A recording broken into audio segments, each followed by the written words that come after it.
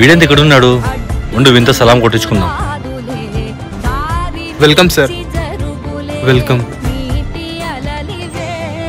ఛా, ఎందుకు బాధపడుతూ కూర్చున్నావు? డ్యూటీ చేయలేదా? లేదన్నా, ఈ పని నేను మానేద్దాం అనుకున్నా. ఎందుకురా?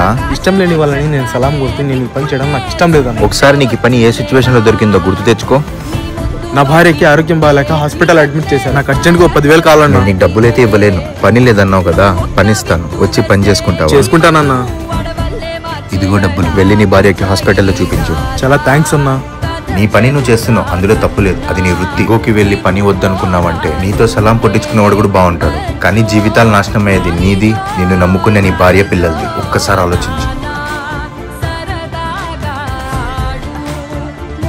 థ్యాంక్ యూ సార్, మన హోటల్కి వచ్చినందుకు ధన్యవాదాలు.